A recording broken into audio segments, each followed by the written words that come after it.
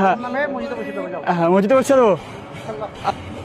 Hello বন্ধুরা, আজকে 6 December আর আজকে বাবরি মসজিদ শিলান্যাস হবে। তো তোমরা সকলে জানো এটা হাইকোর্টও রায় দিয়েছে, তো এখানে কোনো ভেদাভেদের কোনো কারণ নেই।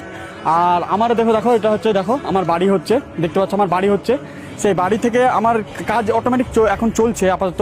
তো আমি এই বাড়ি থেকে একটা ইট নিয়ে যাব, কারণ তোমরা সকলে জানো অনেকে অনেক কিছু নিয়ে যাচ্ছে। ভাই আমাদের মুসলিম যতজন আছে, যদি একটা করে ইট দেয় তাহলে ভাই বাবরি মসজিদ মানে পুরো কমপ্লিট হয়ে যাবে।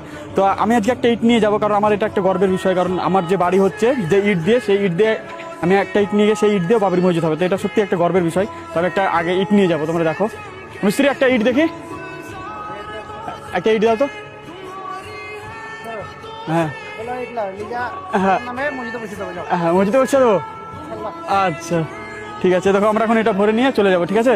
তো তোমরা সবাই দোয়া করো যেন ভালোভাবে এটা উদ্বোধনটা হয়ে যায়, ঠিক আছে? তো